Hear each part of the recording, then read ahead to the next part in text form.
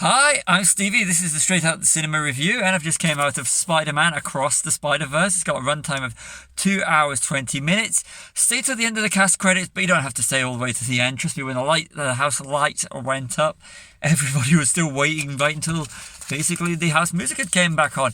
It's, like I said, it's 2 hours 20 minutes. I'm going to give it a 5-star review. This is definitely 5 out of 5 as a comic book movie. And I say comic book movie. This does feel like a comic book, just as the Into the Spider-Verse felt like a comic book movie. This definitely progressed with it. This is definitely part 1 of 3. There's definitely going to be a third one.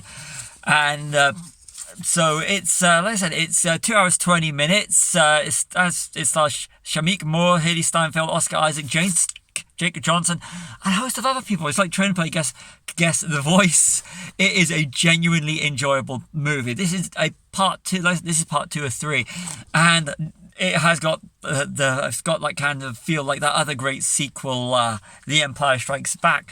So you're going to have to wait with questions that are going to need to be answered in a third one. It is a long movie. Don't get me wrong. 2 hours 20 minutes, and the audience is you're looking at like 4 to like original. I mean, Spider-Man's been of ages. There's no key set audience for this movie. This is a cartoon, but it doesn't feel like a cartoon. I mean, you're talking 21 years since Sam Raimi's 2002 Spider-Man, and this actually, all these films, Spider-Man films, and of course his entries with the MCU, actually you can see a true progression. And as a Spider-Man movie, this stands up with the best of the John Watts, the Tom Holland movies. And, it's got some really, really nice nods to Spider-Man as a character. I mean, Miles Morales is a great character in himself, and it's great to see his journey. And they've definitely put a lot of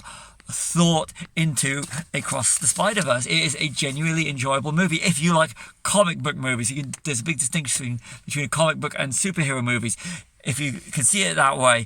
And this does feel like a comic book movie, just as Robert Rodriguez did with the likes of Sin City, and of course in the first Into the Spider-Verse movie. It is just definite progression, and stylistically it's absolutely superb. If you like the first one in the series, you are definitely going to like Across the Spider-Verse. It is a genuinely enjoyable 5-star movie.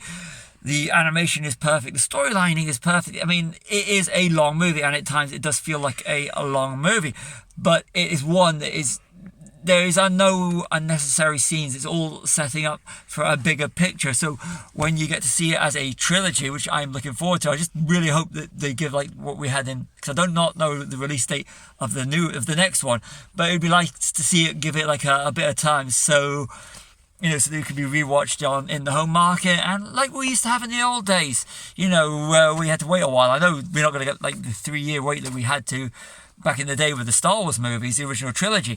But, a nice year, 6-7 months, would be absolutely perfect. Just let this film, people enjoy it, appreciate it. You like get a big audience. And when it comes to the third act, let it hit hard. And that's what it needs to do with this movie. But across the span, having said all that, it does stand up well as a standalone movie. So it's worth checking out. See it on a big screen. See it in the cinema.